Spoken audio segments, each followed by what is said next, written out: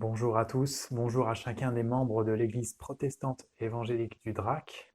Je suis Aurélien, je suis un des responsables du foyer évangélique universitaire de Grenoble et un membre de l'Église Grenoble-Est à Saint-Martin-d'Air. Et j'ai la joie de participer à cette série que vous faites actuellement dans l'Apocalypse. Je vais lire la lettre qui est adressée à Pergame et puis j'en donnerai ensuite quelques mots. Vous pouvez suivre avec moi, si vous le voulez, dans votre Bible, en Apocalypse, chapitre 2, versets 12 à 17. Écrit à l'ange de l'église de Pergame, voici ce que dit celui qui tient l'épée aiguë à deux tranchants. Je connais tes œuvres et l'endroit où tu es établi. Là se trouve le trône de Satan. Tu es fermement attaché à mon nom, et tu n'as pas renié la foi en moi, même durant les jours où Antipas, mon témoin fidèle, a été mis à mort chez vous, là où Satan est établi. Mais j'ai certaines choses contre toi. Tu as là des gens attachés à la doctrine de Balaam, qui a enseigné à Balak à tendre un piège aux Israélites pour qu'ils mangent des viandes sacrifiées aux idoles et se livrent à l'immoralité sexuelle. Ainsi toi aussi tu as des gens attachés de la même manière à la doctrine des Nicolaïtes. Repens-toi donc, sinon je viendrai bientôt à toi et je les combattrai avec l'épée de ma bouche. Que celui qui a des oreilles écoute ce que l'Esprit dit aux églises. Au vainqueur, je donnerai à manger de la manne cachée, et je lui donnerai un caillou blanc. Sur ce caillou est écrit un nom nouveau que personne ne connaît, si ce n'est celui qui le reçoit. Je pense que vous serez d'accord de dire avec moi qu'en règle générale, il n'est pas bon que quelqu'un écoute votre conversation. Quand les enfants grandissent, ils ont la fâcheuse tendance à laisser traîner leurs oreilles. Ils écoutent les conversations des adultes et parfois même tentent de s'incruster dans la conversation. C'est plutôt gênant. C'est ce que nous faisons cependant en ce moment en découvrant le contenu de la lettre écrite par Jésus-Christ à l'église de Pergame. Si on venait à surprendre quelqu'un qui écoutait à la porte du conseil de l'église, ce serait vraiment, vraiment embarrassant. Mais qu'on se rassure ici, ce n'est pas le cas. Dieu veut que nous ayons accès au contenu de cette lettre, au contenu de cette communication que Jésus-Christ a avec son Église. Vous avez entendu le refrain, que celui qui a des oreilles écoute ce que l'Esprit dit aux Églises, verset 17. Pourquoi? Pourquoi Dieu voudrait-il qu'on ait accès à cette communication? Parce que cette Église représente l'Église de tous les âges. Les tensions, problèmes, épreuves auxquelles elles font face concernent toutes les églises à travers l'histoire. Et avec Sardes et Thyatire, Pergame fait partie du club des églises dites mixtes. Ce sont des églises qui ont la réputation d'être fidèles. Leur histoire passée est admirable, mais maintenant, elles font face à des défis qui les mettent en difficulté, voire en danger. En particulier en ce qui concerne Pergame, Jésus lui reproche son attachement divisé. Un attachement divisé. Alors quel est le problème à Pergame? Pergame est une église dont l'histoire est étonnante. Sa réputation est déjà exceptionnelle. Regardez encore s'il vous plaît le verset 13. Je connais tes œuvres et l'endroit où tu es établi. Là se trouve le trône de Satan. Tu es fermement attaché à mon nom, et tu n'as pas renié la foi en moi. Même durant les jours où Antipas, mon témoin fidèle, a été mis à mort chez vous, là où Satan est établi. Par deux fois, il est fait mention du trône de Satan dans cette ville. L'auteur nous dit que Satan y est présent. Satan, l'ennemi numéro un de Dieu et par conséquent aussi des chrétiens, est au cœur de la ville. De quoi s'agit-il? D'après les historiens, on connaît la réputation de Pergame, cette ville située dans la Turquie actuelle. Elle était à l'époque remplie d'idolâtrie. Il y avait là-bas un temple, un autel, dressé en l'honneur de Zeus, un chef-d'œuvre, une cathédrale en l'honneur de cette divinité païenne. Il y avait aussi un lieu de culte pour Asclépios, lieu de guérison et de miracle. Sur les monnaies de la ville, l'emblème du serpent figurait.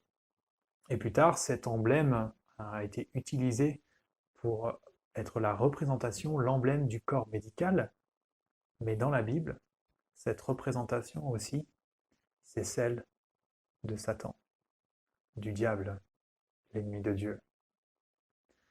De même, les historiens nous rapportent que Pergame est l'une des premières villes à avoir instauré un culte officiel pour l'empereur.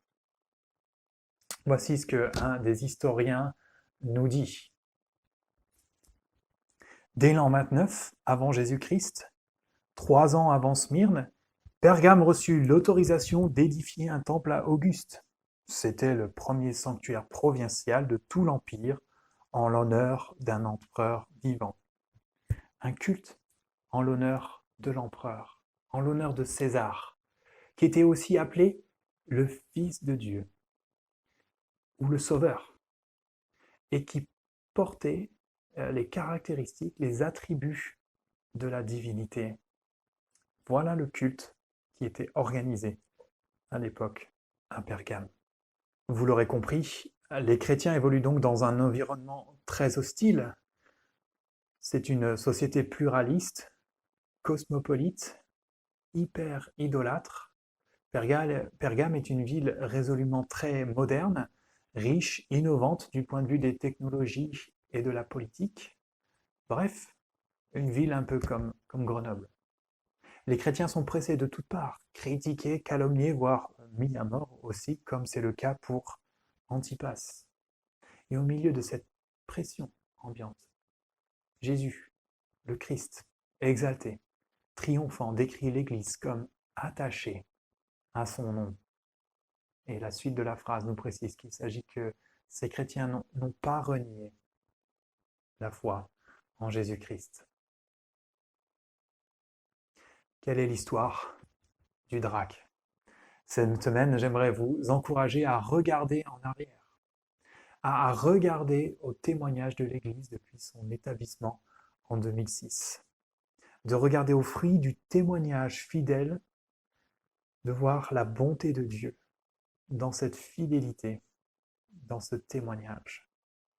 Il est rassurant de savoir que Jésus-Christ connaît la situation, le contexte dans lequel l'Église évolue. Et c'est un encouragement à saisir dans ces temps troublés. Ne baissons pas les bras.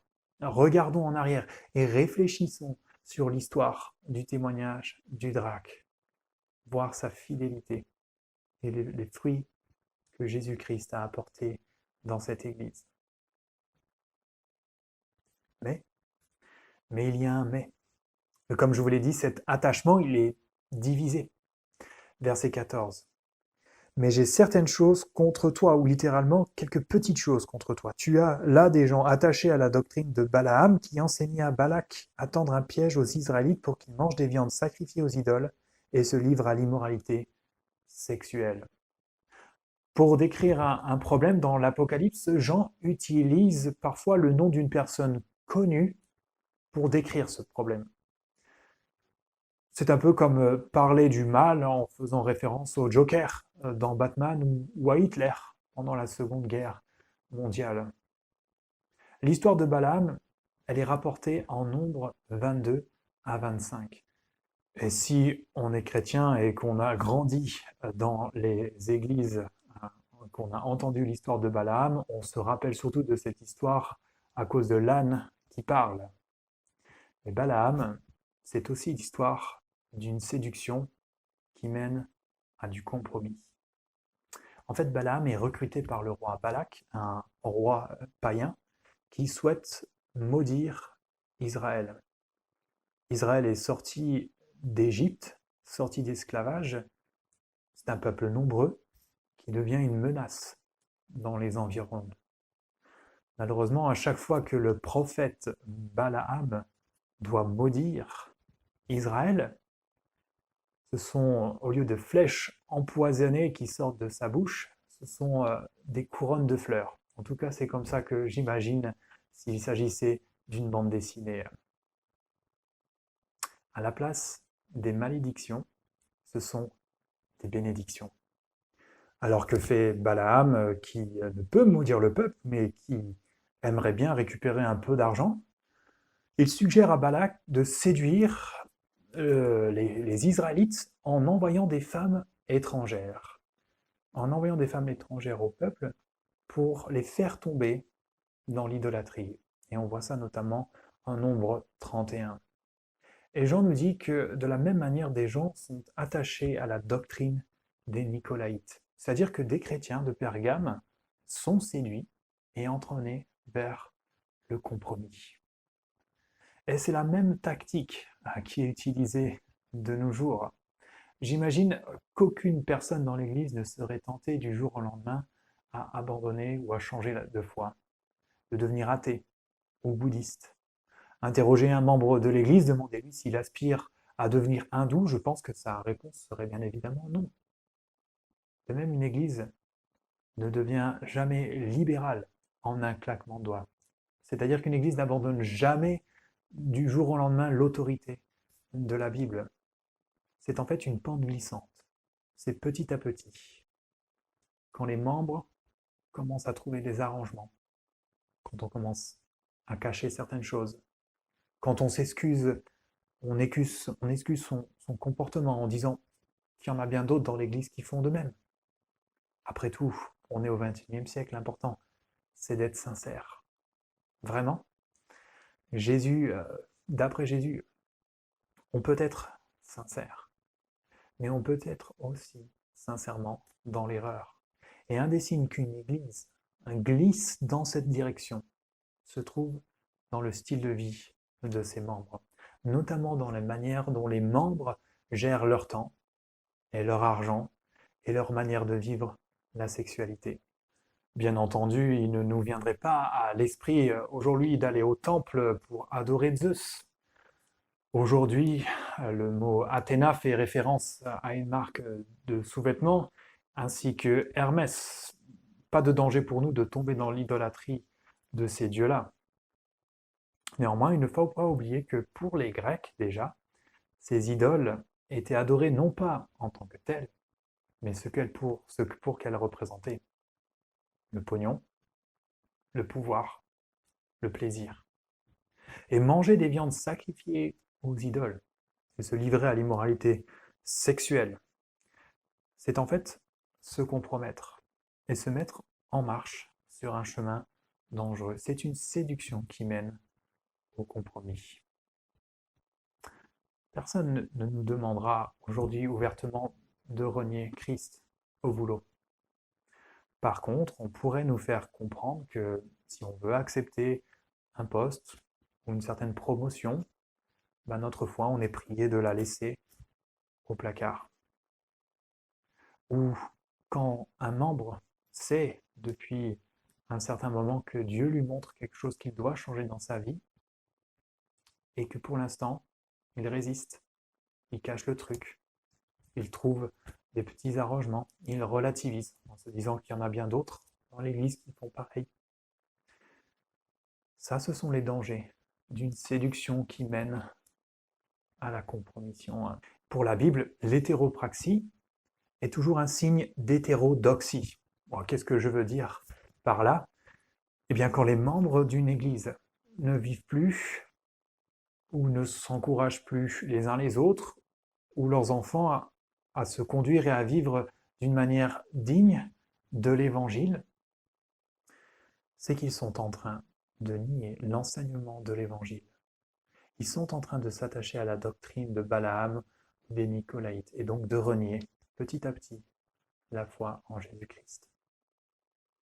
Et le danger, si les membres de l'Église ne se reprennent pas, le danger c'est de se retrouver face à un ennemi inattendu.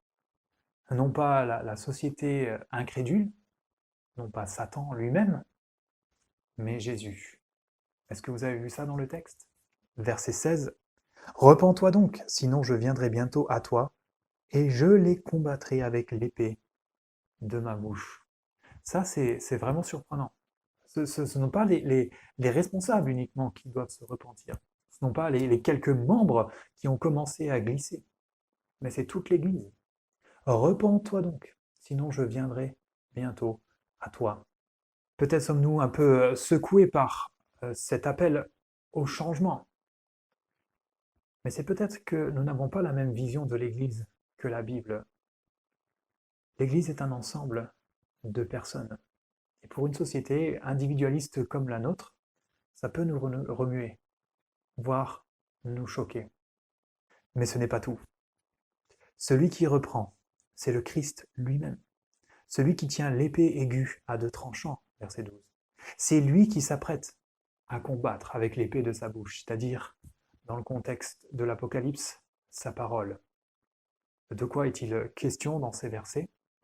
Je crois qu'il est question d'un jugement qui vient sur l'Église, un jugement de Jésus lui-même, un jugement au travers de sa parole.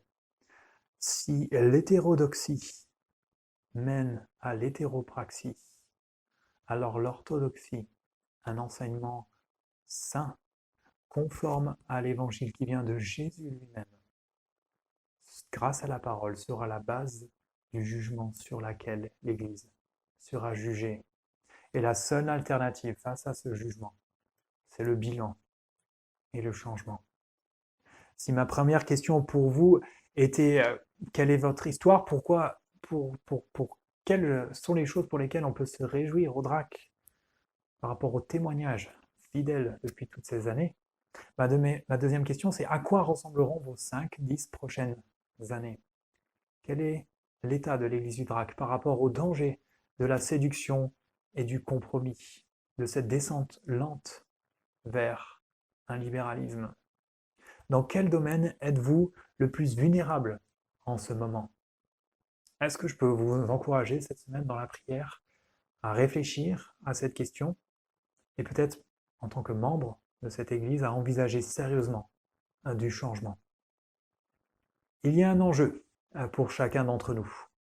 Notre joie éternelle, verset 17. Que celui qui a des oreilles écoute ce que l'Esprit dit aux Églises. Au vainqueur, je donnerai à manger de la manne cachée, et je lui donnerai un caillou blanc. Sur ce caillou est écrit un nom nouveau que personne ne connaît, si ce n'est celui qui le reçoit. Tout comme Dieu a nourri son peuple dans le désert. Allusion encore au livre des Nombres.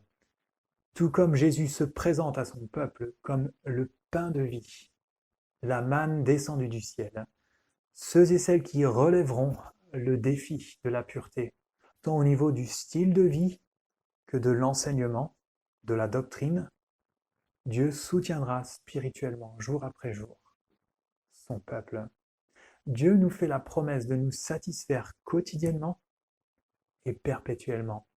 De même, nous avons l'assurance, dès aujourd'hui, que nous sommes participants à la nouvelle ère que le Christ exalté a démarré par sa résurrection d'entre les morts. Ce nom nouveau, nous dit Ésaïe en son chapitre 62 et au chapitre 65, et pour tous ceux qui participent à l'ère nouvelle que Jésus-Christ a inaugurée. Alors quel est l'objectif de Jean en écrivant l'Apocalypse? Est-ce que c'est pour nous faire peur? Est-ce qu'il veut nous déstabiliser? Non, je crois qu'il veut que nous persévérions, que nous prenions les bonnes décisions en Église, jour après jour, pour que nous puissions tenir jusqu'au bout et parvenir au règne final victorieux et triomphant du Christ exalté. C'est pourquoi, par amour, il nous avertit encore ce matin. Et c'est toute l'Église qui est concernée. S'il y a un attachement divisé dans l'Église, Jésus-Christ nous demande de nous repentir et de faire le nécessaire en Église pour revenir au témoignage fidèle qui devrait être le nôtre.